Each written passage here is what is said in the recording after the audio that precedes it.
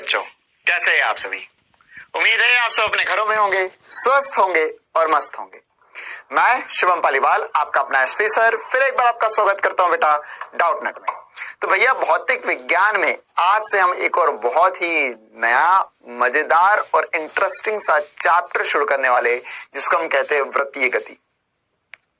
वृत्तीय गति बेटा देखा जाए ऐसे तो जैसे अगर आप एनसीईआरटी किताब वगैरह या जो स्टैंडर्ड किताबें हैं उनमें अगर देखेंगे तो वो अलग से एक चैप्टर नहीं दिखाई देगा, लेकिन नीट या जेईई के लिए पढ़ने के लिए हमें इससे जुड़े कुछ बहुत महत्वपूर्ण सवाल करने होते हैं, इसलिए हमने इसे एक अलग चैप्टर के रूप में लिया है और नीट और जेईई के लिए हमें इसे एक अलग चैप्टर के रूप में पढ़ना ही होता है।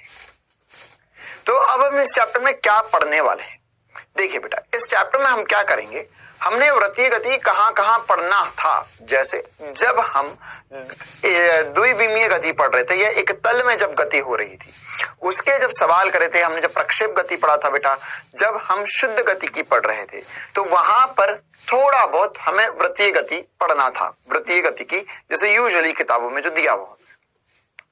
फिर उसके बाद में जब हमने न्यूटन के गति के नियम पढ़ा था तो वहां पर एक समान और असमान वृत्तीय गति, जो वृत्तीय गति में बल की बात होती है या वस्तु जब वृत्तीय गति करती है तो उसमें बल कब लगता है, कहां लगता है, कितना लगता है, या कितना आवश्यक है वृत्तीय गति करवाने के लिए, उसकी कहानी होती है यहाँ पर। इसी प्रकार से बेटा वृत्तीय गति की बल गति की है ना, तो इसमें भी बल के बारे में चर्चा होगी। यहाँ पे हमने त्वरण के बारे में चर्चा करेंगे, यहाँ पर बल के बारे में। इसी प्रकार से बेटा फिर हमें ऊर्ध्वाधर वृत्तीय गति पढ़ना था, जो अभी हमने पिछले चैप्टर पढ़ा, कार्य, ऊर्जा और शक्ति। तो बेटा देखो क्या होता है कि अगर मैं तुम्हें अलग अलग तोड़ कर चीजें पढ़ाऊंगा तो उसमें कंसेप्ट क्लियरिटी इतनी नहीं बन पाती। आपको थोड़े दिन पहले कुछ पढ़ा दिया, फिर थोड़े दिन बाद उसी चीज का और कुछ नया रूप पढ़ा रहे, थोड़े दिन बाद उसी चीज का और नया रूप पढ़ा रहे, तो उसमें जो पुराने फॉर्मूले थे जो अगली बार लगने थे वो थोड़े बहुत धुंधले से हो जाते हैं हमारे दिमाग में। फिर अगली बार और उस चीज को पढ़ेंगे तो और थोड़ा सा कंफ्यूजन क्रिएट हो जाता है। तो इसके लिए हमने क्या किया बेटा, नीट जेईई के लिए हम पूरा जो वृत्तीय गति है और जहां जहां वृत्तीय गति होता है बेटा उसे एक अलग चैप्टर के रूप में देखते हैं। तो यही सब कुछ इस चैप्टर में हम पढ़ने वाले हैं। हाँ बिल्कुल सही बात है, छोटा सा चैप्टर है, 4-5 इंपॉर्टेंट पॉइंट्स पढ़ने हैं इस चैप्टर के हमें।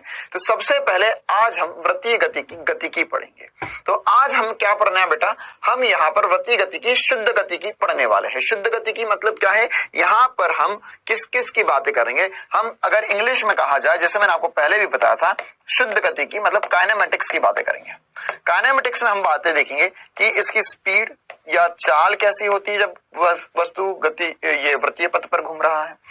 इसी प्रकार से हम इसके वेग के बारे में देखेंगे, वेलोसिटी के बारे में देखेंगे, फिर हम इसमें त्वरण के बारे में जानेंगे। तो यह सब कुछ शुद्ध गतिकी में आज हमारी कहानी रहने वाली है बेटा। ठीक है, चलिए हम बिना समय खराब करे शुरू करते हैं वृत्तीय गति की शुद्ध गतिकी। मान के चलो कि यहां पर देखो वृत्तीय गति क्या होता है। सबसे पहली बात तो सर वृत्तीय गति क्या होगा, सबसे आसान सी बात कि अगर एक वस्तु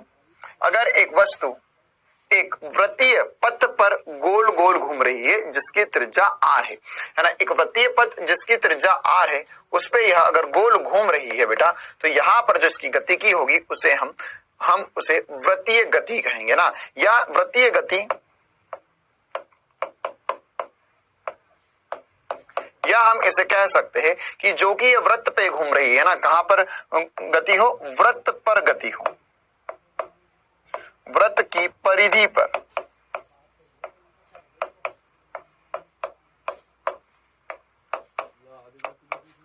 इसे हम सर्कुलर मोशन भी कहते हैं इंग्लिश में, है ना। क्या कहते हैं बेटा, circular motion. Circular motion, circular मतलब क्या होता है, एक सर्कल पर घूम रहा है, वो गोल गोल चक्कर काट रहा है आर त्रिज्या के सर्कल पर। तो यहां पर मान के चलो रामलाल खड़ा था, यह रामलाल यहां पर ऐसा गोल गोल गोल गोल गोल गोल गोल गोल गोल गोल घूम रहा है। तो अब हमें यह देखना है कि रामलाल जब गोल घूमेगा तो इसमें क्या क्या महत्वपूर्ण पद हमें पता होने चाहिए और उनके बारे में क्या क्या महत्वपूर्ण जानकारियां हमें पता होनी चाहिए। जैसे सबसे पहले इंपॉर्टेंट सी बात अगर मैं हम करे तो देखो सर, ये तो बिल्कुल ऐसा लग रहा है कि हम पुराना ही पढ़ रहे, बिल्कुल इस पूरे चैप्टर में ऐसा लगेगा हम पुराना ही पढ़ रहे। बस वह सब अगर वस्तु गोलाकार या वृत्ताकार पथ पर घूम रही है तो उसके लिए लगाकर देखेंगे हम यहाँ पर। जैसे सबसे पहले अगर मैं तुमसे पूछूं कि ये रामलाल बेटा ऐसा गोल घुमा तो यह इसके पास क्या क्या हो सकता है, तो सर इसके पास क्या क्या हो सकता है कहने का मतलब क्या है, इसके पास हर क्षण कुछ ना कुछ इसकी चाल होगी। क्या होगी इसके पास?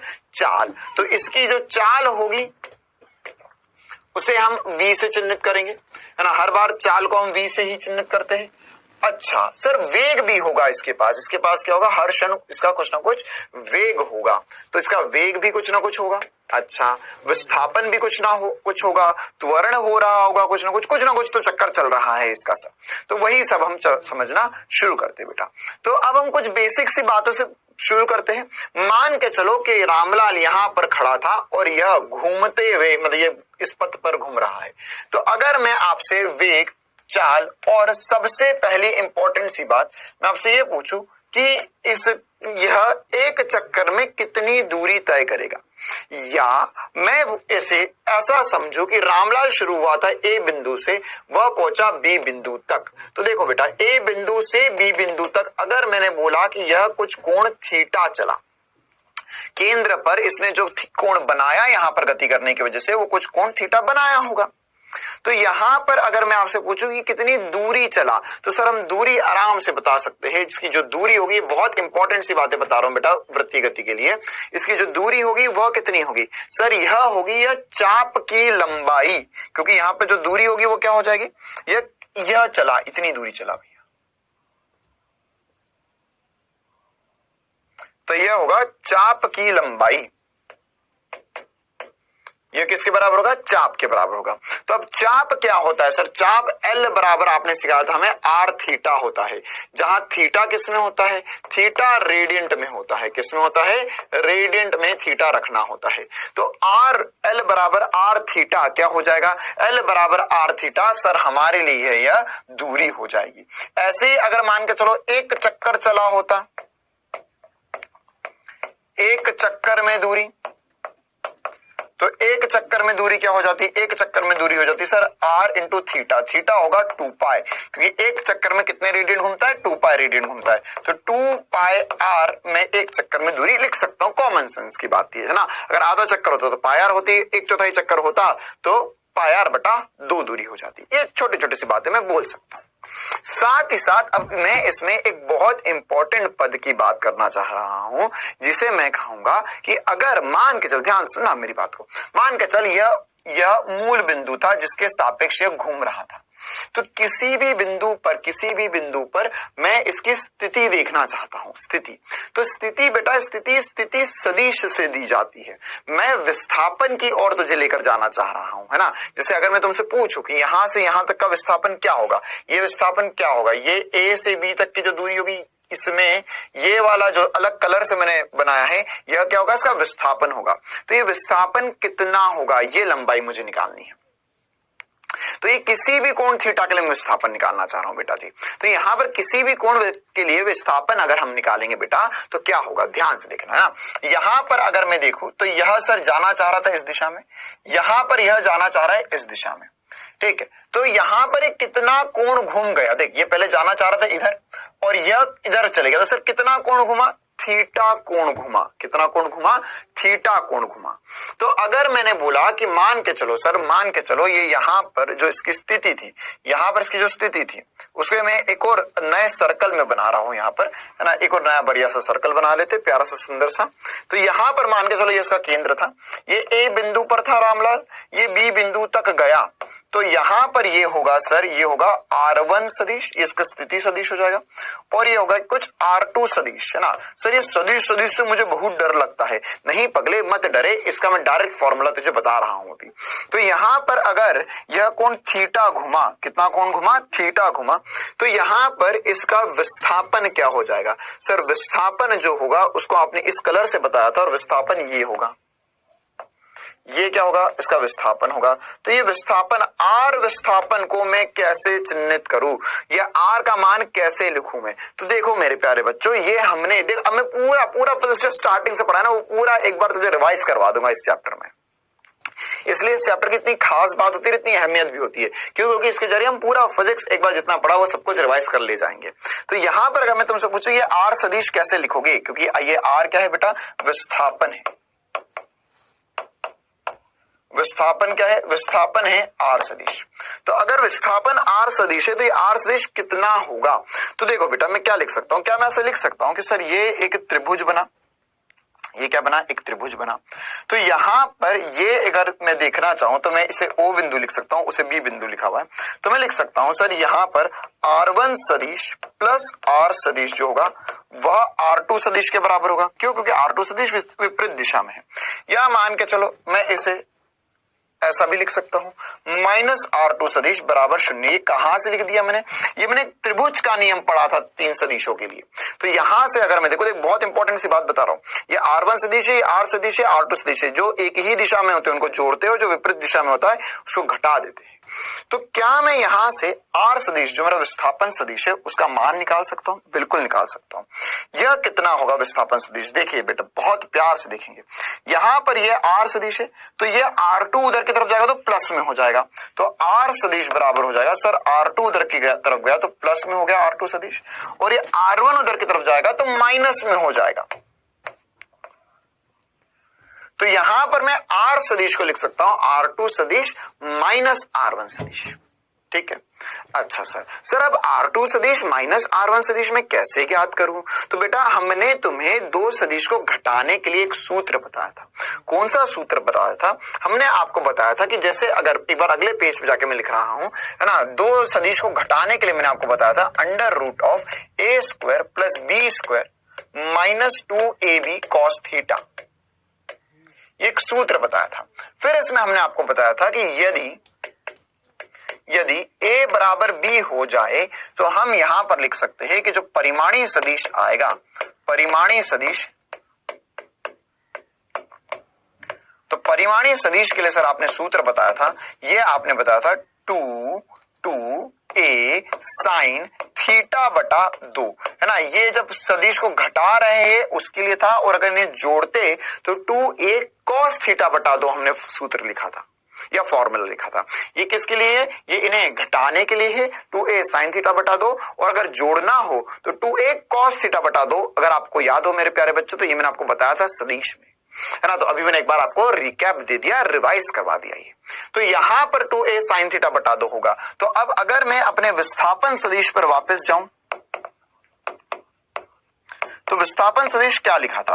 विस्थापन सदिश था सर आर सदिश, जो कि था यहां पर R2 सदिश माइनस R1 सदिश। तो अब R2 और R1 सदिश क्या है? देख बेटा, यहां पर अगर मैं इसका परिमाण देखूं, इसकी लंबाई देखूं, जैसे अगर मैं आपसे पूछूं कि R2 सदिश का परिमाण क्या होगा, तो सर हम बोलेंगे R2 सदिश और R1 सदिश का परिमाण बराबर होगा। क्यों? क्योंकि इसकी लंबाई भी वही है जितनी लंबाई इसकी है, और ये दोनों किसके बराबर है? त्रिज्या के बराबर है। किसके बराबर है बेटा? ये दोनों त्रिज्या के बराबर है,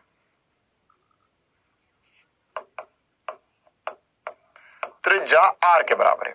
तो हमें ऑलरेडी पता है सर ये और ये दोनों एक दूसरे के बराबर है, इनके मध्य कोण कितना है? थीटा है। तो अगर दो सदिश को घटाना है मुझे, क्यों घटा रहा हूं? क्योंकि विस्थापन देख, अगर तू कॉमन सेंस से सोचता, अगर ये सब सर ये तो मुझे नहीं आता कुछ भी, तो ऐसा सोच ले मेरे बालक कि जो विस्थापन होता है वो क्या होता है? अंतिम स्थिति माइनस प्रारंभिक स्थिति। ये सिखा था x2 माइनस x1, ये विस्थापन सीखा था मैंने। या जब हमने द्विविमीय गति पढ़ना शुरू करा था तब भी हमने देखा था, उसे देखा था R2 माइनस R1 सदिश से चिन्हित किया था। क्लियर है कहानी?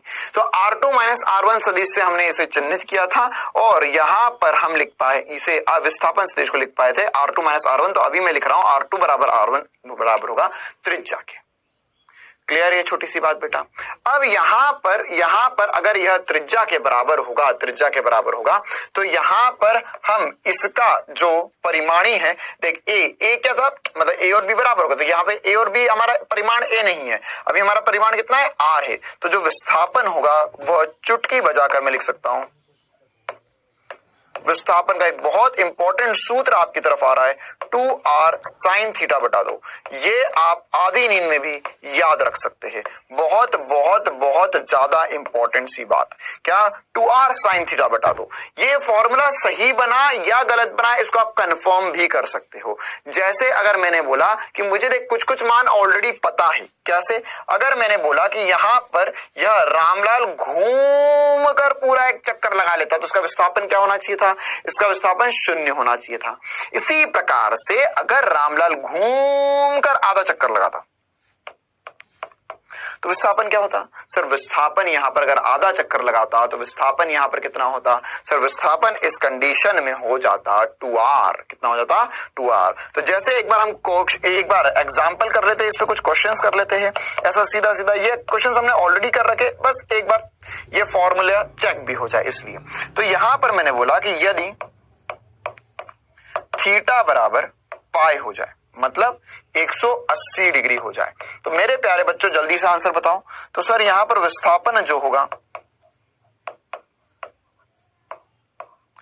वो होगा 2r sin 180 बटा 2 या पाई बटा 2 कर सकते हैं, कोई दिक्कत वाली बात नहीं है। तो पाई बटा 2 कर देंगे तो पाई बटा 2 मतलब 90 डिग्री होता है, मुझे पता है। तो सर साइन 90 1 होता है। वाह, बिल्कुल सही फॉर्मूला आया हमारा। विस्थापन का मान कितना आया? 2r आया। विस्थापन का मान कितना आया? 2r आया। तो यहां पर यहां से यहां तक अगर पूरा घूम कर गया तो विस्थापन 2r होता है। मतलब कि यह तो बड़ी जबरदस्त बात है। जैसे हम किसी भी सूत्र को चेक कर सकते हैं हमारा सही आया या नहीं आया। जो फॉर्मूले तो एग्जाम में पूछे जाए, कभी भी एग्जाम में कुछ फॉर्मूले करता है, डाउट होता है कि ये सही है या गलत, तो एक वैल्यू सब्स्टिट्यूट करके कोई भी एक मान रख कर देख ले, पता चल जाएगा, दूध का दूध और पानी का पानी हो जाएगा कि यह फॉर्मूला सही है या नहीं है। क्लियर है बेटा? चलिए, ऐसे ही अगर हमने यहाँ पे 2 पाई रखा होता या 360 डिग्री रखा होता तो यहां पर हो गया होता सर 360 डिग्री रखने पर, है ना, यदि थीटा बराबर 360 डिग्री रखूं मैं, तो ये कितना हो जाएगा? यहां पर विस्थापन जो हो जाएगा सर जी, यह हो जाएगा 2r sin 360 या 2 पाई लिख सकते हो, कोई बड़ी बात नहीं है ना। 2 पाई बटा 2, तो 2 पाई बटा 2 करेंगे जैसे ही बेटा, तो यहां से 2 से 2 कट जाएगा और पाई आ जाएगा। साइन पाई मतलब होता है 180 डिग्री। साइन 180 डिग्री 0 होता है, तो यह आ गया 0। विस्थापन 0, हमें पता है सर एक चक्कर में विस्थापन 0 होगा। बहुत ही जोरदार जबरदस्त बात। तो विस्थापन को लेके एक बहुत इंपॉर्टेंट सा सूत्र है ना, एक अलग से सभी बच्चे एक शीट बनाएंगे या एक कॉपी के एक अलग से पन्ने पे जितने फॉर्मूले मैं वृत्तीय गति के लिए बताऊंगा वो सारे बहुत इंपॉर्टेंट है, सभी को लिखने होंगे।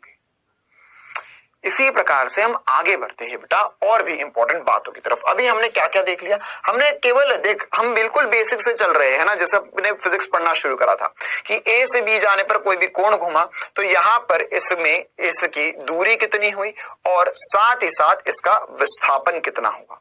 अब मैं यहां पर देख रहा हूं चाल, तो सर चाल अगर ये चल रहा है तो इसकी चाल भी होगी कुछ ना कुछ किसी भी क्षण पर, कोई दिक्कत वाली बात नहीं है ना। अच्छा जी, अब अगर मैं आपसे यह पूछूं, ये बोलो आपको कि यार इसका वेग में परिवर्तन कितना हुआ, बहुत ज्यादा इंपॉर्टेंट बात की तरफ बढ़ रहा हूं मैं, ध्यान से सुनेंगे सभी बच्चे। मैं बात करने जा रहा हूं वेग की। अब यहां से कसौटी जिंदगी की शुरू होती है एक बहुत इंपॉर्टेंट सी चर्चा, वेग की चर्चा वृत्तीय गति में। ये समझ गए, मतलब पूरा वृत्तीय गति चमका, बहुत जोरदार तरीके से चमका। अच्छा देखो बेटा, अगर यहां पर मान के चलो एक मैंने वृत्त बनाया, ये वृत्त में हर एक क्षण पर, मतलब यहां पर ये रामलाल खड़ा था, फिर रामलाल उठकर यहां गया, तो रामलाल का पहले वेग कितना था? सर यहां पर रामलाल का जो वेग था वो इस दिशा में था। ये बिंदु पर वेग कैसे देखूंगा मैं? स्पर्श रेखा बनाकर। तो स्पर्श रेखा बनाकर वेग देखा, ये हो गया रामलाल का वेग इस दिशा में। अच्छा, अब अगर यहां पर बी पर देखूं तो यह इस दिशा में इसका वेग आ गया। चलो भैया बहुत बढ़िया। अब मैंने अगर बोला तुम्हें कि यह नियत चाल से चल रहा है ना, देखो इसमें हो सकता है इसकी चाल परिवर्तित हो रही हो और हो सकता है कि चाल नियत हो। तो अगर मैंने बोला कि इसकी चाल नियत है, चाल नियत है, तो अगर इसकी चाल नियत है तो एक बात बताओ मेरे प्यारे बच्चों कि यहां पर अगर इसकी चाल नियत है, यहां पर इसकी चाल नियत है तो क्या होगा? सर ये 10 मीटर पर सेकंड से 10 मीटर पर सेकंड 10 मीटर पर सेकंड से चल रहा है। अच्छा, अब ये बताओ मुझे कि इसका वेग नियत है या नहीं है? यदि चाल नियत है तो वेग के बारे में क्या कहना है आपका? तो सर इसका वेग जो है वो हर क्षण पर परिवर्तित हो रहा है। अरे वीडियो रुका नहीं था, मैं रुक गया था। वेग हर क्षण पर परिवर्तित हो रहा है। क्यों? क्योंकि हर क्षण पर दिशा बदल रही है, तो भी वेग परिवर्तित होगा। क्योंकि अभी हमने थोड़े दिन पहले देखा था कि सर वेग मतलब क्या होता है? वेग मतलब होता है दिशा और साथ ही साथ परिमाण। तो वेग का परिमाण होता है चाल जो कि नियत है, लेकिन हर एक क्षण पर दिशा, यहां दिशा, यहां दिशा, यहां दिशा, यहां दिशा, यहां दिशा, यहां दिशा, यहां दिशा, यहां दिशा, यहां दिशा, हर एक क्षण पर दिशा परिवर्तित हो रही है। तो अगर मैंने बोला नियत चाल है, चाल नियत है, और ये अगर चाल को अगर मैंने बोल दिया v के बराबर है, तो हर एक क्षण पर हर एक क्षण पर वेग सदिश परिवर्तित होगा, क्योंकि दिशा बदल रही है।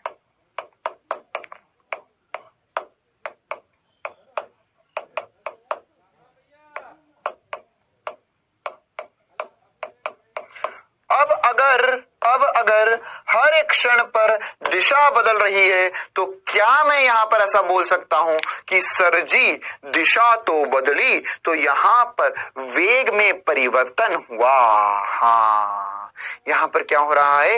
वेग में परिवर्तन। तो अब वेग तो किसी भी क्षण पर कैसे निकालूंगा मैं? वो देखूंगा चाल जो है और विस्थापन सदिश में यहां से बना दूंगा। अब मुझे यह देखना है कि यहां पर वेग में परिवर्तन किसी भी क्षण पर क्या हो रहा है। तो वेग में परिवर्तन कैसे देखेंगे? देखो बेटा, यहां पर पहले ये जाना चाह रहा था सीधे, अब चले गया इधर, जाना चाह रहा था सीधे, चले गया इधर। तो यहां पर इसमें फिर से क्या होगा? ये सदिश माइनस ये वाला सदिश, क्योंकि सदिश ही तो है सब कुछ। वेग भी तो क्या होता है? सदिश राशि होता है।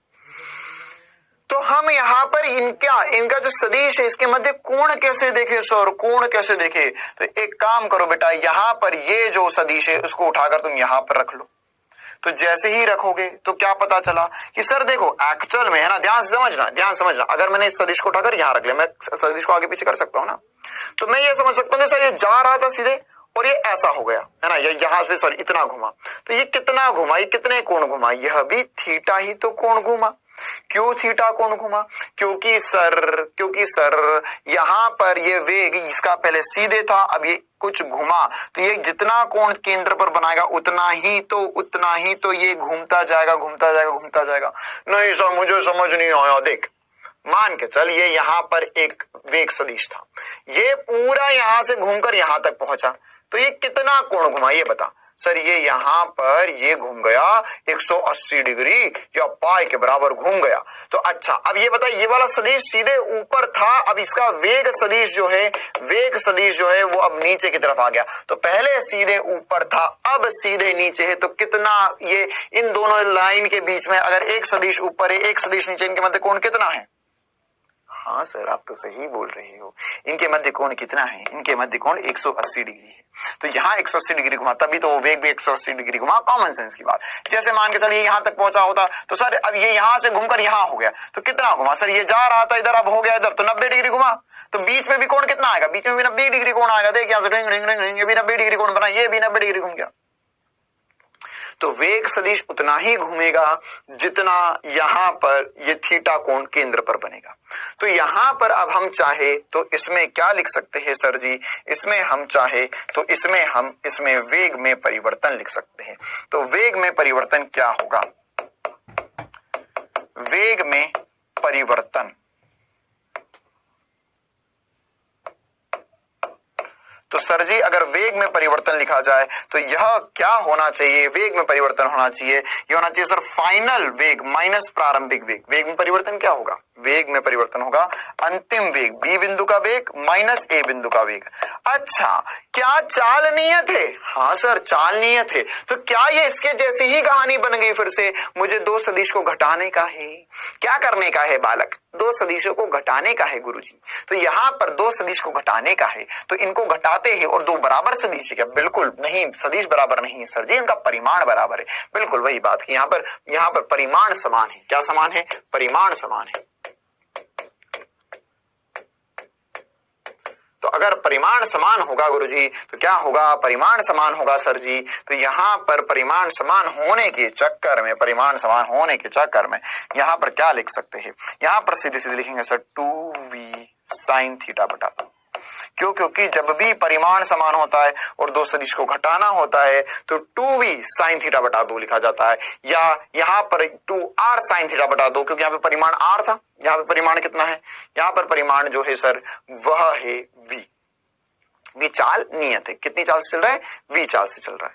अच्छा सर तो वेग का परिवर्तन निकाल लिया हमने, हाँ ये भी एक और इंपॉर्टेंट सा फॉर्मूला बना जिसे हम डेल्टा v से चिन्हित करेंगे। अच्छा तो यार ये तो कुछ कॉमन सेंस की बात हुई क्या, अगर मुझसे वो पूछता कि यह वेग में परिवर्तन है, अगर वो मुझसे औसत वेग पूछता तो मैं निकाल सकता था क्या, औसत वेग कैसे निकालेंगे सर, औसत वेग कैसे निकालेंगे, अच्छा औसत वेग कैसे निकाले, ये तो बहुत मुश्किल बात होगी। देख अभी मैं नया पढ़ा रहा हूँ क्या, अबे नहीं यार मैं नया थोड़ी ना पढ़ा रहा हूँ, मैं तो जो मुझे ऑलरेडी आता है उस सबको अगर वस्तु गोल घूम रही है तो लगा लगा के देख रहा हूं कि क्या आंसर आ रहे, बस अभी तो कुछ ना पढ़ाया ही नहीं मैंने। अगर मैंने यहां पर लिख देते औसत वेग की बात करी, औसत वेग, तो औसत वेग क्या होता है सर, औसत वेग होता है कुल दूरी, या सॉरी औसत वेग होगा विस्थापन, कुल विस्थापन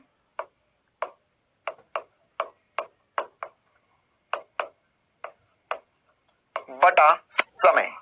ओहो तो यहां पर अब सर समय की तो बात आज तक कर ही नहीं, कर लेते हैं बालक। देख मान के चलिए यहां से यहां तक घुमा, या पहले बारी में यहां से यहां तक घुमा, तो क्या कोई मुझे बता सकता है कि अगर यह नियत चाल से, अभी हम क्या मान रहे हैं, नियत चाल से चल रहा है, तो अगर यह नियत चाल से चल रहा है तो नियत चाल से चलने के लिए यहां पर कितना समय लगेगा, अगर इसे इतनी दूरी चलना है, v चाल से चल रहा है तो समय क्या होगा सर, समय तो बिल्कुल ही छोटी सी बात है, ये होता है दूरी बटा चाल। तो ये हो गया, कितना हो गया, यहां पर हो गया सर r थीटा दूरी है, चाल है v, तो यहां पर यह समय आ गया, क्या आ गया, समय आ गया, आर थीटा बटा वी क्या हो गया, समय हो गया। बिल्कुल सही बात, किसी भी कोण थीटा के लिए हम समय लिख सकते हैं। तो यहां पर कुल विस्थापन कितना आया था, कुल विस्थापन सर आया था 2r साइन थीटा बटा 2, 2r साइन थीटा बटा 2 बटे में समय। ये सीधे सीधे नीट की परीक्षा में पूछी जाएगी, जो सारी बातें मैं लिख रहा हूं मैं, एग्जैक्ट ऐसा कैसा क्वेश्चन आ जाएगा, कोण का मान वो दे देगा तुझे। तो आर थीटा बटा वी, तो यहां पर सर आर ने आर को मार दिया, तो यहां से औसत क्या हो गया सर, अगर मैं औसत वेग या वी एवरेज की बात करूं तो वी एवरेज का जो सूत्र बनता हुआ मुझे दिखाई दे रहा है लाल कलर से चमकता हुआ, वो होगा 2, देखिए वी घूमकर ऊपर चले जाएगा, तो 2v साइन थीटा बटे में 2 बटे में थीटा, ये आ गया मेरे लिए औसत वेग, ठीक है। अच्छा सर अब मेरे को बहुत खतरनाक गुस्सा आ रही है, क्यों, क्योंकि आपने ये तो बताया इसका वेग में परिवर्तन हो गया, लेकिन अगर मैं कॉमन सेंस से सोचूं, समझूं और जानूं, तो सर ये वेग में परिवर्तन तो हो रहा है, वेग में परिवर्तन हो रहा है, तो वेग में परिवर्तन हो रहा है मतलब इसमें त्वरण आ रहा है। क्या आ रहा है? त्वरण आ रहा है। अब बहुत ध्यान से सुनना बेटा, यहां पर क्या हो रहा है, ये चैप्टर के जो स्टार्टिंग के जो 1 लेक्चर या 1.5 लेक्चर रहेगा वो मतलब आगे पूरे फिजिक्स में जब भी वृत्तीय गति पढ़ोगे या जब भी वृत्तीय गति के सवाल आएंगे वह उसकी नींव है। तो यहां पर बेटा जब भी, ध्यान सुनना मेरी बात को, अगर जब भी वस्तु वृत्तीय गति करती है तो इसका हर क्षण वेग में परिवर्तन हो रहा है। तो वेग में परिवर्तन हो रहा है लेकिन चाल में परिवर्तन नहीं हो रहा। ये कैसा गजब हो गया इस दुनिया में आज मेरे साथ कि यहां पर वेग में क्या गजब हुआ मेरे साथ, देखना ध्यान से सुनो। वेग में परिवर्तन हुआ,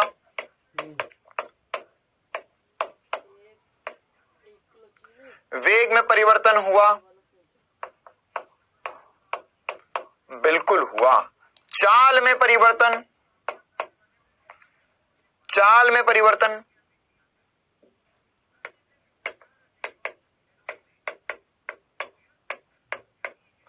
हुआ? नहीं हुआ, नहीं हुआ। तो तुम्हें क्या हुआ फिर? तो सर हमें यह समझ में आया कि ये कुछ अलग ही प्रकार की जिंदगी से आज हम रूबरू होने वाले हैं। क्यों? क्योंकि हमें वेग में परिवर्तन हो रहा है, चाल में परिवर्तन नहीं हो रहा। ऐसा आज तक हमने नहीं देखा। क्यों नहीं देखा आज तक हमने? क्योंकि यहां पर अगर मान के चल, देख ऐसा संभव है क्या? पहली बात तो ये सोच, बिल्कुल संभव है। मैं 10 मीटर पर सेकंड से एक गोले पे गाड़ी चला रहा हूं 10 मीटर पर सेकंड से चल रहे 10 मीटर पर सेकंड से घूम लिया। ले भाई, कौन सी बड़ी बात है? तो हमारा वेग हर्षण बदल रहा है। तो वेग हर्षण बदलेगा तो वेग का परिवर्तन हम कैसे बताएं सर? चाल में परिवर्तन नहीं हो रहा है लेकिन वेग में परिवर्तन जरूर हो रहा है। तो ये कैसे सिद्ध करें हम इन चीजों को, कैसे सिद्ध करें हम इन चीजों को? तो बेटा इसके लिए जो यहाँ पे त्वरण, पहली बात तो त्वरण आएगा, बिल्कुल आएगा। क्यों आएगा? क्योंकि हमने इसके पहले जो भी चीज पढ़ी सर, जब भी वेग में परिवर्तन होता है, देख त्वरण चाल में परिवर्तन बटा समय नहीं था, त्वरण क्या था? वेग में परिवर्तन बटा समय था बालक, वेग में परिवर्तन बटा समय था। तो वेग में परिवर्तन हो रहा है, बिल्कुल हो रहा है। तो वेग में परिवर्तन बटा समय क्या था हमारे लिए? हमारे लिए सर वेग में परिवर्तन बटा समय त्वरण होता था। तो त्वरण क्या है? इसका त्वरण क्या है? तो वास्तविकता में बेटा जब भी वस्तु वृत्तीय गति करती है तो उसमें केंद्र की तरफ एक त्वरण लगता है जिसको हम अभिकेंद्रीय त्वरण कहते हैं। क्या कहते हैं? अभिकेंद्रीय त्वरण। तो एक बहुत इंपॉर्टेंट सी बात, अभिकेंद्रीय त्वरण।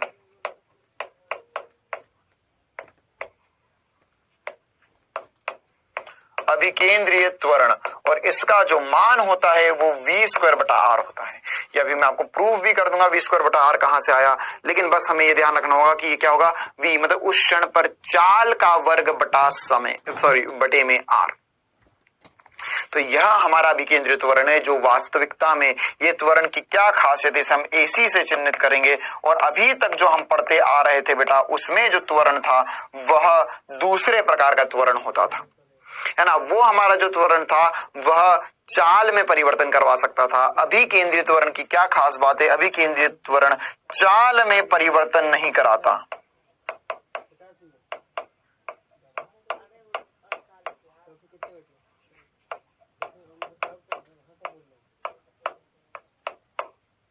तो कहीं पर भी अगर अभिकेंद्रीय त्वरण तुम्हें लगता हुआ दिखे तो तुम्हें समझना है कि चाल में परिवर्तन नहीं होगा, केवल और केवल वेग में परिवर्तन होगा। ठीक है, तो ये बहुत ही जबरदस्त सी बात AC को लेकर हमने देखी, समझी, सोची और जानी। क्लियर है बेटा? चलिए हम आगे बढ़ते हैं अब। और ये AC अभिकेंद्रीय त्वरण तो हमें सर थोड़ा बहुत चमका, लेकिन इसका और भी कुछ जोरदार तरीका बताइए, और भी जोरदार बातें बताइए। बिल्कुल, अब मैं यहां से इसके एक अलग ही प्रकार की दुनिया में तुम्हें लेकर जा रहा हूं, जिसमें हम अभिकेंद्रित त्वरण वगैरह को और डिटेल में समझेंगे। अभी हमने बस नाम सुना है ना, अभी बस झलक दिखला जा वाला प्रोग्राम हुआ है कि अच्छा ये यहाँ पर जो अभिकेंद्रित त्वरण था वह लग रहा था। और अभिकेंद्रित त्वरण क्या करता है? चाल में परिवर्तन करवाता है ना, सॉरी चाल में परिवर्तन नहीं करवाता, क्या करवाता है? केवल वेग में परिवर्तन करवाता है। इसका परिमाण कितना होता है? v² बटा r होता है, और यह सदैव केंद्र की तरफ लगता है, सदैव केंद्र की तरफ लगता है।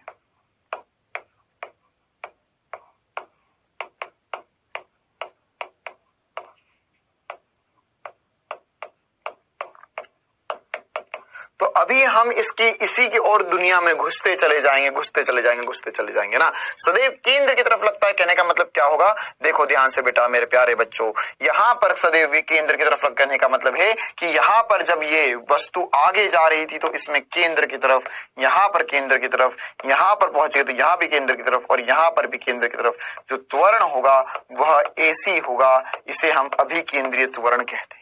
क्या कहते हैं, अभिकेंद्रीय त्वरण कहते हैं। तो यहाँ पर वास्तविकता में बेटा, वास्तविकता में क्या होगा, यहाँ पर यह जो त्वरण है, यह त्वरण जो होगा हमेशा केंद्र की तरफ होगा और वेग के लंबवत होगा।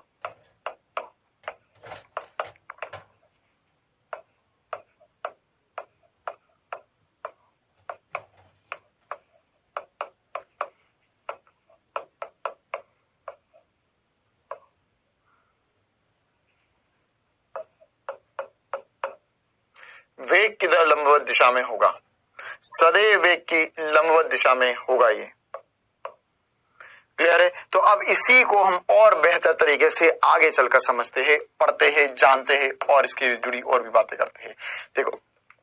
देखो भैया, मान के चलो कि यहाँ पर अब फिर से पूरी कहानी सुनना होगी। मान के चलो कि यहाँ पर एक वस्तु थी जो वृत्तीय गति कर रही थी, तो वो यहाँ से यहाँ तक गई, किसी कोण थीटा घूमी, तो बेटा वो जैसे ही थीटा कोण घूमेगी तो वहां पर हर क्षण पर क्या होगा। अब ध्यान से, मैंने तुझे 3 चीजें बता दी है। क्या क्या बता दी है, या यहाँ पर भी पहुंचेगी तो यहाँ पर इसका वेग सदिश हो जाएगा। तो 3 चीजें बता दी। क्या क्या बता दिया मैंने तुझे? सबसे पहले एक वेग के बारे में बताया, वेग के बारे में बताया, वेग के बारे में बताया। फिर मैंने तुझे एक स्थिति सदिश के बारे में बताया था, जो ये R सदिश होगा। यहाँ पर पहुंचेगी तो यहाँ पर कोई R सदिश होगा, कहीं बीच में होगी तो वहां पर भी R सदिश हो जाएगा, है ना। हम इसे ABC बोल देते हैं या 1 2 3 बोलते हैं। 1 2 3, 1 2 का 4, 3 2 का 1, 1 2 3। तो ये 1 2 3 क्या हो गया, R सदिश। मतलब वहां पे वेग हर जगह अलग अलग, क्यों दिशा अलग अलग। देख यहाँ पे J कैप में दिशा है, यहाँ पे -I कैप में दिशा है, यहाँ पे -J कैप में दिशा है। तो इसकी दिशा हर एक क्षण पर अलग अलग है। और जब भी यह वृत्तीय गति करेगा बेटा, तो यहाँ पे हर क्षण पर अगर इसकी चाल नियत है या अगर चाल बदल भी रही है तो कोई बड़ी बात नहीं है, वही हम एक समान और असमान वृत्तीय गति के बारे में पढ़ेंगे आगे चलकर। लेकिन अगर चाल हर क्षण पर बदल भी रही है बेटा, तो इसमें चाहे जो हो जाए केंद्र की तरफ एक त्वरण लगना ही पड़ेगा, तभी यह गोल घूमेगी। केंद्र की तरफ एक त्वरण लगेगा ही लगेगा, तभी यह गोल घूमेगी ना। मतलब मान के चलो कि तुमने एक पत्थर को एक रस्सी से बांध दिया। अब उसे तुम्हें घुमाना है ऐसे गोल गोल गोल गोल गोल घुमाना है ना। तो अगर पत्थर को गोल घुमाओगे, घुमाया कभी, है ना, रस्सी में बांध के पत्थर को, तो पत्थर को अगर ऐसा गोल गोल गोल गोल घुमाओगे तो तुम्हें उस रस्सी को हमेशा अपनी तरफ खींच कर रखना पड़ेगा, वरना वो नहीं गोल घूमेगा, वो निकल लेगा इधर उधर। तो यहाँ पर केंद्र की तरफ हमेशा खींच कर रखना पड़ेगा तुम्हें। तो इसीलिए यहाँ पर जो त्वरण आया उसे हम अभिकेंद्रीय त्वरण कहते हैं। अभिकेंद्रीय त्वरण कभी भी वेग में परिवर्तन करवाता है, चाल में परिवर्तन नहीं करवा सकता। क्लियर है बेटा। तो यहाँ पर जो त्वरण होगा वो AC होगा। और इसका परिमाण भी हमने देखा।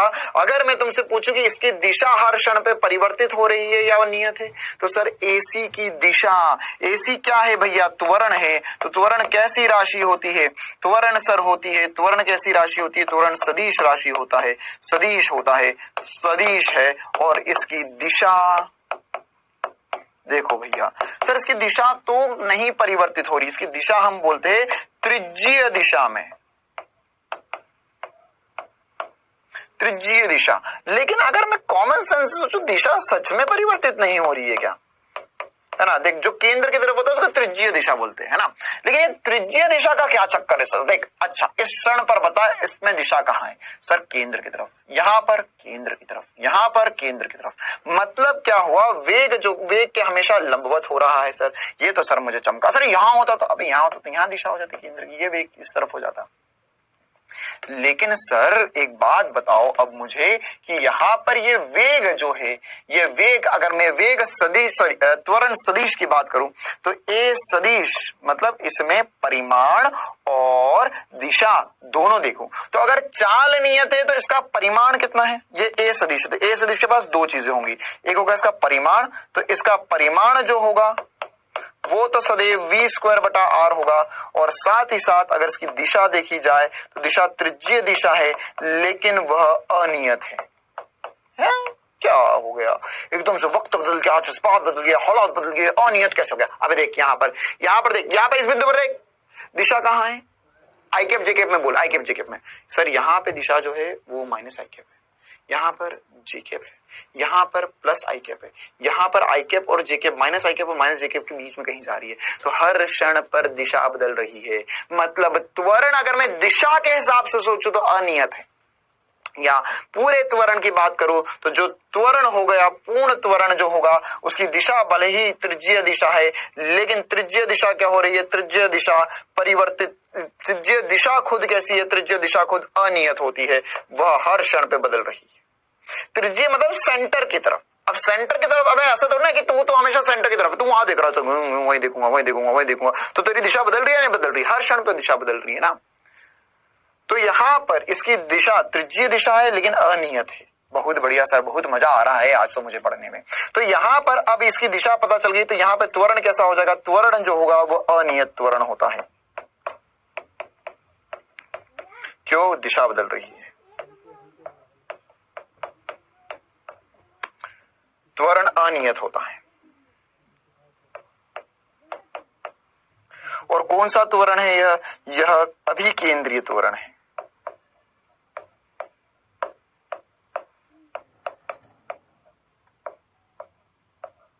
अभिकेंद्रीय त्वरण अनियत होता है भैया, ध्यान रखना ना, क्योंकि हर एक क्षण पे दिशा बदल रही है।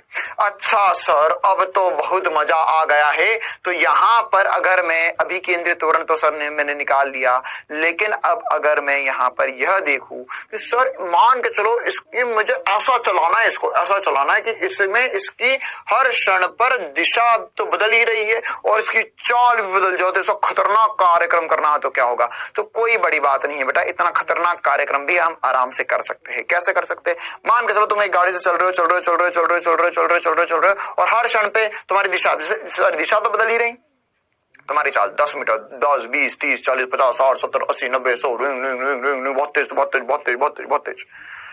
तो हर क्षण पे अगर तुम्हारी चाल भी अनियत है तो सर क्या होगा?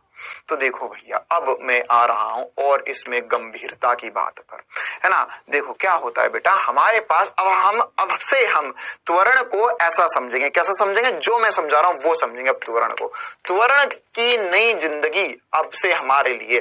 त्वरण बेटा देखो एक्चुअल में दो प्रकार से विभाजित करते हैं। एक बोलते हैं हम एसी, जिसे अभी हमने पढ़ा अभिकेंद्रीय त्वरण, और एक होता है एटी, जिसे हम बोलते हैं स्पर्श रेखीय त्वरण।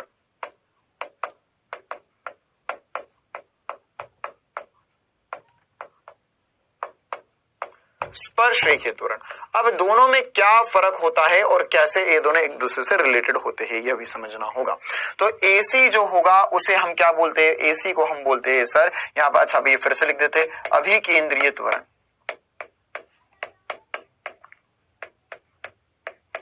तो अभिकेंद्रीय त्वरण जो होता है बेटा, वह अभी जो आज हमने पढ़ा वो है AC बराबर v²/r। इसका क्या काम है?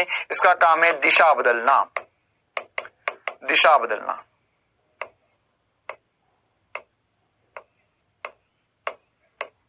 केवल और केवल दिशा बदलना, हर क्षण पर यह केंद्र की तरफ होगा। अब स्पर्श रेखीय त्वरण क्या है? स्पर्श रेखीय त्वरण जो हम पहले से पढ़ते आ रहे थे, सिर्फ पहले त्वरण तो पढ़ा ही नहीं आ रहा है, बहुत मार खाओगे भैया। ऑनलाइन क्लास की ऑफलाइन पिटाई का मजा देना पड़ेगा तुम्हें। अब यहाँ पर ये dv/dt का भी कुछ पढ़ा था, आगे पाठ पीछे सपाट। त्वरण dv/dt का भी पढ़ा था, dv/dt पढ़ा कभी अपनी जिंदगी में?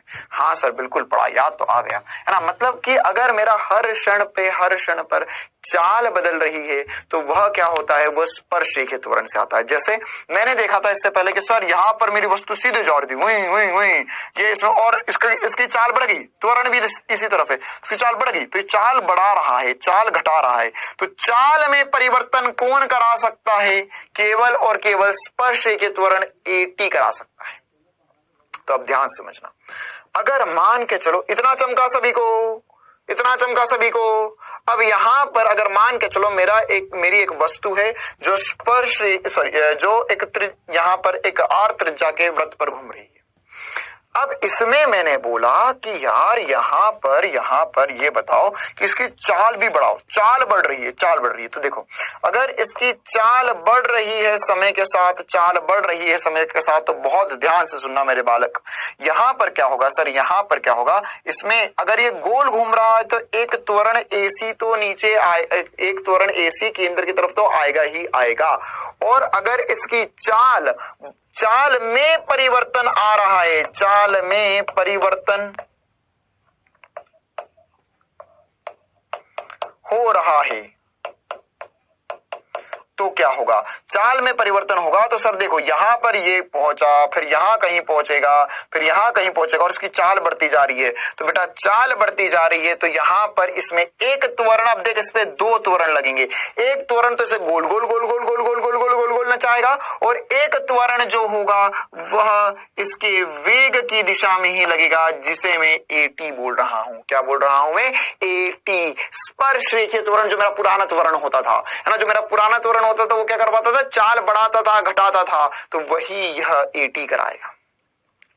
तो एक वस्तु पे अब दो त्वरण लगेंगे, है ना। देख एक परिमाणी त्वरण इन दोनों का भी मैं निकालने वाला हूं, लेकिन अब से मैं ये समझूंगा, जैसे फॉर एग्जांपल ध्यान से समझना अब इस चीज को, कि मेरे पास एक वस्तु है जो इस वृत्तीय पथ पर घूम रही है और वृत्तीय पथ पे घूम रही है और इसकी चाल बढ़ती जा रही है, चाल बढ़ रही है। ये ऐसी घूम रही थी, ऐसी घूम रही थी, इस दिशा में घूम रही है, इसकी चाल बढ़ रही है। तो आपको बताना है इस पे कितने त्वरण लग रहे हैं। तो सर अगर ये गोल घूमी तो यहां पर दो त्वरण होंगे, एक त्वरण होगा AC इस तरफ और एक त्वरण होगा AT इस तरफ, और वेग इसका इसी दिशा में है, तो इसकी चाल बढ़ रही है क्योंकि AT जो होगा वो वेग की दिशा में होगा, है ना। तीन केस बना के दे रहा हूं मेरे प्यारे बच्चों, बहुत बहुत ध्यान से समझना, और ये तीनों केस बहुत इंपॉर्टेंट है। अब समझो केस 2 कि इसकी चाल अगर कम हो रही होगी तो क्या होगा। देखो ये वृत्तीय पथ पे घूम रहा है, फिर से वृत्तीय पथ पे घूम रहा है, इसकी चाल की दिशा ये रही, वेग की दिशा ये रही। इसी प्रकार से AC जो होगा, देख अगर गोल घूमा AC आएगा, कौन आएगा, AC आएगा, AC आएगा, अभी केंद्रित त्वरण आएगा ही आएगा। तो अगर गोल घुमा तो अभी देख, अभी मैं कोई वैल्यू की बात नहीं कर रहा हूं, मैं तुझे ऐसी दिमाग में फालतू की बातें निकालेंगे कैसे, नहीं निकालना है, मैं बस पता करना है होता क्या है, सब निकालना सीख जाओगे। AC इस तरफ है और यहां पर अगर मैं अब बेटा AT जो है वो स्पर्श रेखीय दिशा में होगा, वो या तो वेग की दिशा में हो सकता है, वेग की विपरीत दिशा में हो सकता है, वेग की दिशा में हो सकता है, वेग की विपरीत दिशा में हो सकता है। तो यहां पर जो AT होगा, AT जो होगा वह अगर विपरीत दिशा में हो गया वेग की, तो इसकी चाल कम हो रही है।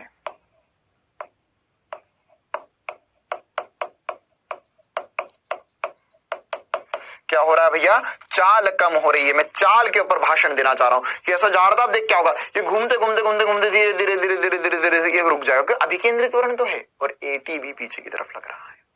और केस नंबर 3 क्या हो सकता है, केस नंबर 3 अगर मैं बात करूं सर जी, केस नंबर 3, तो केस नंबर 3 मैं यहां पर बोल सकता हूं, यह अगर गोल घुमा तो इसमें अगर केवल और केवल AC है, AT इसका 0 हो गया और ये इस तरफ जा रहा है, तो बताओ भैया क्या होगा। तो सर अगर केवल और केवल AC है तो यहां पर चाल नियत है,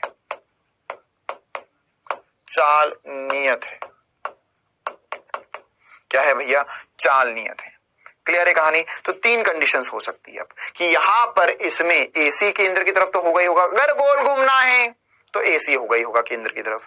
फिर दूसरी बात कि अगर चाल बढ़ाना है तो AT लेकर आओ, चाल नहीं बढ़ाना है, चाल घटाना है तो AT पीछे की तरफ लेकर आओ, और चाल को कम ज्यादा नहीं करना है तो AT को 0 कर दो, AT को क्या कर दो, 0 कर दो।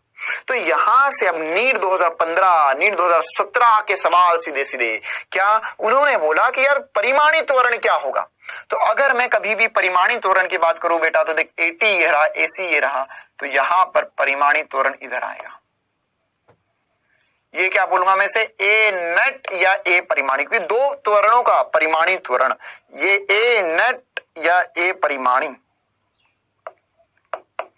और इसमें अरे इसमें तो AT है ही नहीं। अरे देख एक इधर था A, एक इधर था A, तो उनका परिमाणी इधर कहीं आएगा, एक इधर था एक इधर, तो उनका परिमाणी यहाँ कहीं आएगा। अब एक इधर ही है, इधर कुछ है ही नहीं, तो इसका A नेट या A परिमाणी तो नीचे ही आ जाएगा, कोई दिक्कत वाली बात ही नहीं है। तो ए परिमाणी क्या है? ए परिमाणी या परिमाणी त्वरण क्या होगा? मतलब दोनों त्वरणों को मिला दिया जाए तो परिमाणी त्वरण क्या होगा? तो सर परिमाणी त्वरण जो होगा उसे मैं ए नेट बोलूंगा और इसे हम बोल सकते हैं एसी सदिश प्लस एटी सदिश। सदिश सदिश लगाया है, इन दोनों सदिशों का योग करना है बालक। क्या करना है? योग करना है। तो एसी प्लस एटी करना होगा, है ना, परिमाणी रूप से। ये क्या है? सॉरी, यह किस रूप में? सदिश रूप में। ये कौन सा है? अभिकेंद्रीय, ये होगा स्पर्शी ना। थोड़ा सा ध्यान से सुनेंगे अब हम। सर ये एसी और एटी क्या था? सर एसी और एटी तो एक दूसरे के लंबवत होते हैं हमेशा, ध्यान रखना है हमें। क्या इंपॉर्टेंट सी बात है, एसी और एटी एक दूसरे के हमेशा क्या होते हैं? लंबवत होते हैं, क्योंकि एटी किसकी दिशा में होता है? यह वेग की दिशा में होगा, वेग की दिशा में। देख, वेग की दिशा में कहने का मतलब ये नहीं कि वेग के हमेशा साथ ही लगेगा, विपरीत भी हो सकता है ना। तो वेग जिस दिशा में लग रहा है या जिस रेखा के अनुदिश वेग लग रहा है उसी रेखा के अनुदिश एटी लगेगा सदैव। तो यहां पर अगर मैं तुझसे पूछूं कि इसका परिमाण कैसे निकालेगा, तो हम बोलेंगे गुरुजी, हम बोलेंगे यहां हो जाएगा अंडर रूट ऑफ एसी का स्क्वायर प्लस एटी का स्क्वायर। क्या होगा? एसी का स्क्वायर प्लस एटी का स्क्वायर। क्यों होगा? क्योंकि यह दोनों एक दूसरे के लंबवत है, एसी और एटी एक दूसरे के लंबवत है। तो हमें पता है सर कि अगर दो चीजें एक दूसरे के लंबवत होती है तो उनका परिमाणी निकलता है under root of A square plus B square. तो यहां पर अब देखो, और डराओ, मैं डराऊंगा भैया, डराओ भैया, बच्चों को डराओ। एसी की जगह लिख सकता हूं मैं वी स्क्वायर बटा आर का स्क्वायर प्लस एटी की जगह क्या लिख सकते हैं? इसकी जगह लिख सकते हैं सर डीवी बटा डीटी का स्क्वायर। बहुत डर गए सर हम, है ना। तो यहां पर ये कहां से आ गया?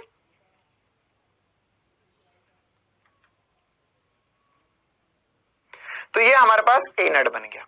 तो सर यहां पर अब आप हमें ये तो बहुत कुछ सिखा दिए हो, यहाँ पे परिमाणीय सदिश वगैरह कैसे दिखते हैं। इस पर कुछ जोरदार 2-3 बातें करवा दो। देखो भैया, एक और जोरदार बात कर लेते हैं ताकि ये जो इतना पढ़ा वो बहुत बढ़िया रूप से चमक जाए, है ना। जैसे मान के चलो यहां पर ये एक वस्तु है, यह किसी देख, अब ये पूरा गोला नहीं बनाऊंगा यार, हर बार आधा गोला, मतलब वो गोल पे ही घूम रही है ना। यहां पे हमें बोला कि यहां पर यह 10 मीटर पर सेकंड से चल रही है। कितने से चल रही है? 10 मीटर पर सेकंड से चल रही है। और उसका जो त्वरण है, ये नीट 2017 का सवाल ऐसा का एग्जैक्ट आया है, वो करवा रहा हूं। नीट 2017 वाला भी करवाऊंगा, लेकिन अभी यहां पर एक चुटकू सा सवाल, है ना। अच्छा, यहां पर हमें बोला गया कि यार ये वाला यहां पर इसका कोण कुछ ना कुछ थीटा बन रहा है, जिसका मान 37 डिग्री दिया है, और ये हमें दिया गया है 5 मीटर पर सेकंड स्क्वायर। ठीक है, तो यहां पर अब हमें बोलेगा कि एसी का मान, एसी और एटी क्या है,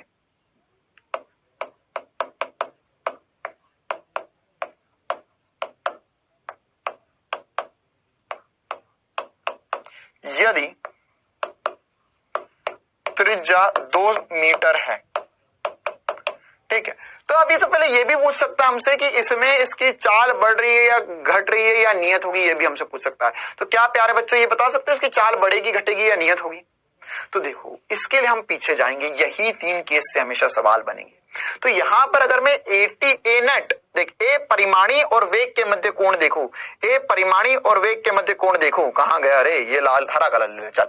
ए परिमाणी और वेग के मध्य कोण देखो थीटा, ए परिमाणी और वेग के मध्य कोण देखो थीटा, ए परिमाणी और वेग के मध्य कोण देखो थीटा। ए परिमाणी मतलब एसी और एटी का परिमाणी जो आया, तो यहां पर ये क्या था, चाल बढ़ रही है, और यहां पर ए परिमाणी और वेग के मध्य कोण थीटा 90 से कम है। 90 से कम होगा तो वो चाल बढ़ाएगा, 90 से ज्यादा होगा तो वह चाल घटाएगा। ये इस चीज को जज करने का एसपी स्टार तरीका है, जिससे तू सीधे देख कर बता सकता है कि कब चाल बढ़ेगी, कब चाल घटेगी। इसी प्रकार से यहां पर क्या है, यहां पे थीटा बराबर 90 डिग्री है सर, तो चाल नियत थी। आया मजा? सीधे देख के बता सकता है। देख, तो यहां पर क्या होगा सर, 37 डिग्री 90 से कम होता है, चाल बढ़ेगी। अब बता दो चाल बढ़ेगी, ये भी पूछ सकता था हमसे। अब हम क्या करेंगे, सर अब हमें नहीं आता AC और AT निकालना, सर कैसे निकाले? अरे बालक, कब तक ऐसी मूर्खता भरी बातें करते रहोगे? देखो यहाँ पर, यहाँ अगर मैंने बोला कि यह चल रहा है 10 मीटर पर सेकंड से, और साथ ही साथ मैंने यहाँ पर बोला, क्या बोला कि सर यहाँ पर इसमें इधर को 37 डिग्री है, तो अगर इधर को 37 डिग्री है, ये A नेट है, तो मुझे क्या पता है? देखो ध्यान से, मुझे पता है, अब देख ये कॉमन सेंस की बात, क्या पता है मुझे? यहाँ पर सर एक परिमाणी, एक ये AC आता है, एक AT आता है, और इनका परिमाणी सदिश A नेट है।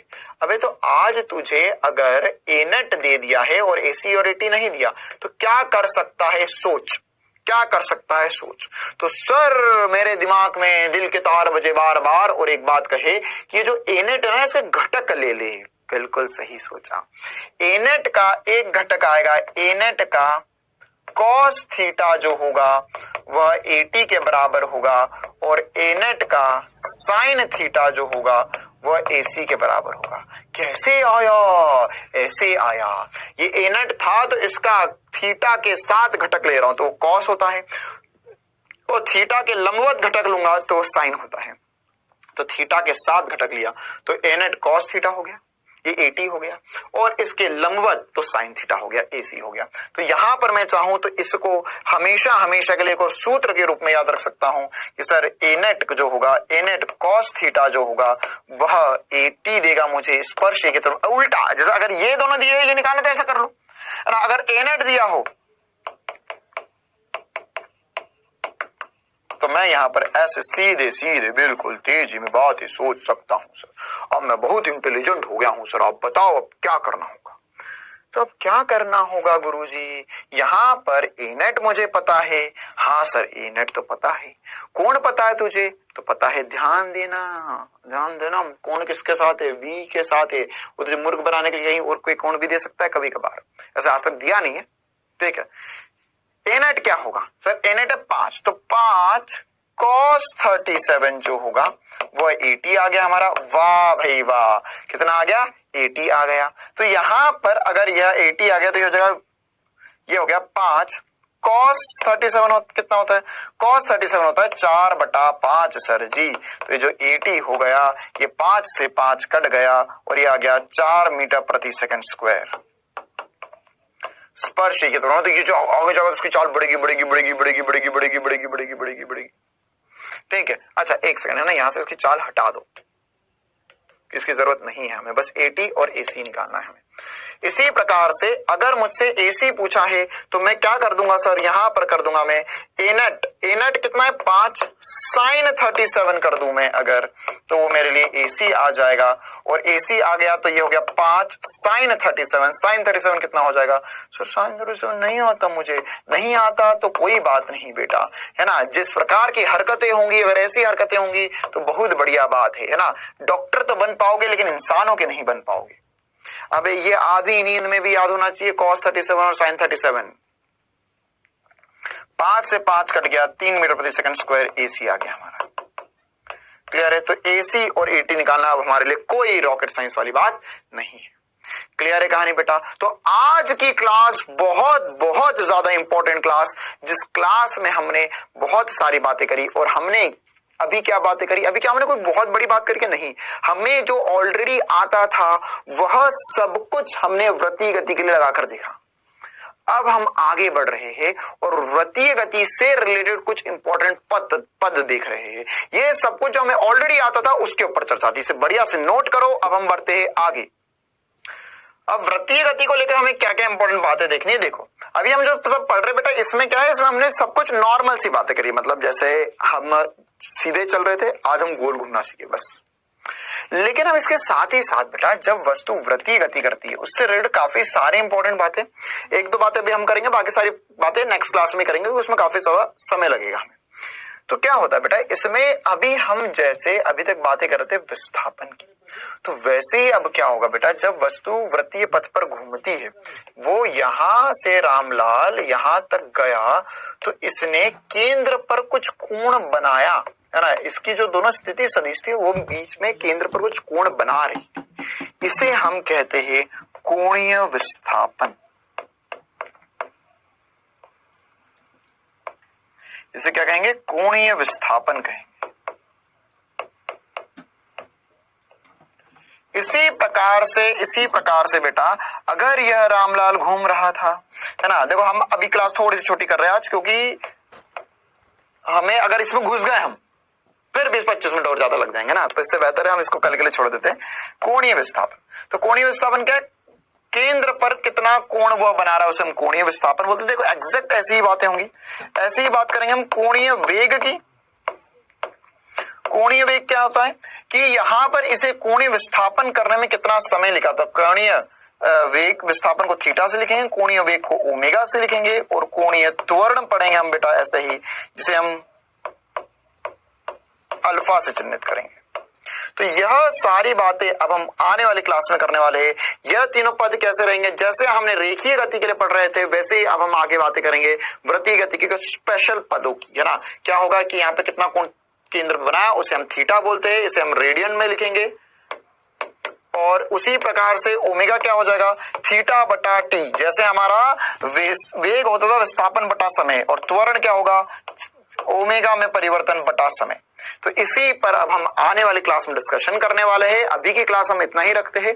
अभी जो हमने बेसिक सी बातें पढ़ी उसी के आधार पे दो छोटे छोटे से बढ़िया से रोमांचक से सवाल कर लेते हैं क्विज के रूप में।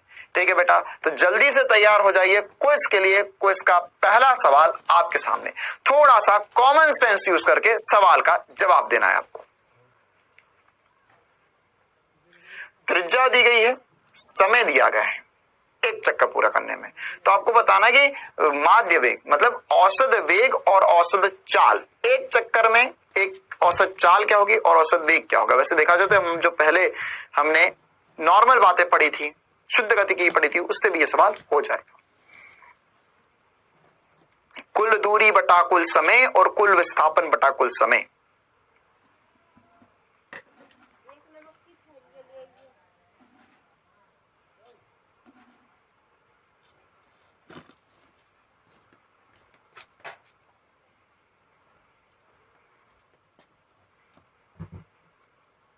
चलिए बेटा बहुत बढ़िया, अगला सवाल देख लेते हैं। इसी प्रकार से हमें बोला 50 सेंटीमीटर लंबी डोरी से पत्थर बांधा गया है।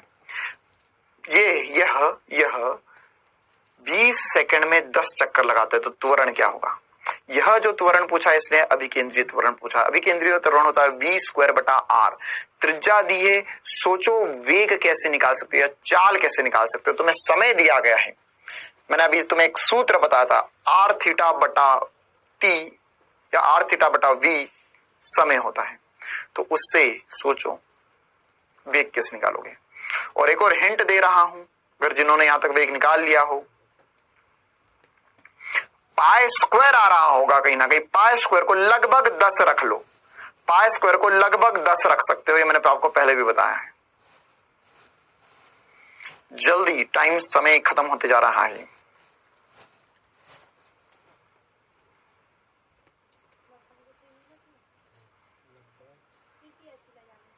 चलिए बेटा टाइम अप। उम्मीद है एक सवाल का जवाब हर किसी का आया। ये सवाल है ना AIPMT 2006 का बेहतरीन सा सवाल, हमें माध्य वेग पूछा है। तो वेग क्या होता है सर? वेग होता है विस्थापन या कुल विस्थापन बटा समय।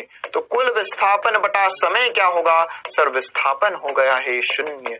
क्यों? क्योंकि उसने लगाया है एक चक्कर। क्या लगाया है भैया? एक चक्कर पूरा किया है, एक चक्कर। तो पहले का आंसर तो 0 आ गया है। औसत चाल क्या होगी? औसत चाल कैसे लिखेंगे बेटा? औसत चाल होता है सर,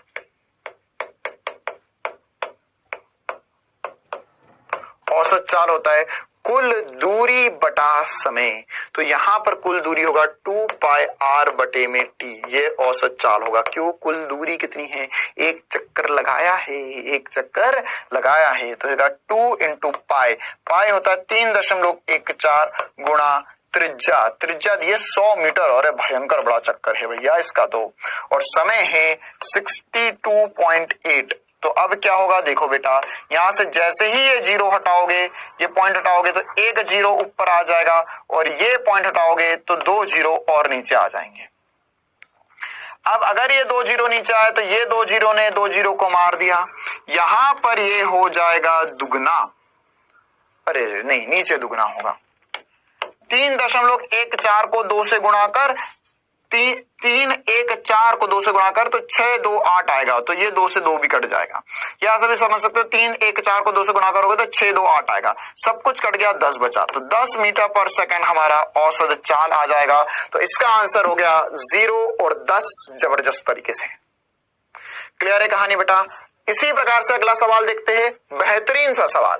सबसे पहले तो हमें बोला है कि 50 सेंटीमीटर लंबी एक डोरी है, फिर त्वरण पूछा है हमसे और बोला है कि यदि 20 सेकंड में 10 चक्कर पूरे हो रहे, तो ध्यान समझना, 10 चक्कर पूरे करने में 10 चक्कर पूरे करने में कितना समय लगा? 20 सेकंड लगा इसे, तो एक चक्कर में कितना समय लगेगा बाबू भैया? भयंकर चक्कर, तो 20/10 या 2 सेकंड लगेंगे। तो 2 सेकंड में एक बार पूरा घूम गया। अब क्या बोला है हमें त्वरण ज्ञात करना है। तो सर त्वरण मतलब कौन सा त्वरण होगा? अभिकेंद्री ही त्वरण होगा। सर आपको कैसे पता? क्योंकि उसने बोला है नियत चाल से घूम रहा है, और नियत चाल बोलकर भी त्वरण पूछ लिया, मतलब अभिकेंद्रीय है। तो होगा सर v²/r, ये आंसर आ गया हमारे पास। सर त्रिज्या है, v नहीं है, तो v सोच कैसे निकाल सकते?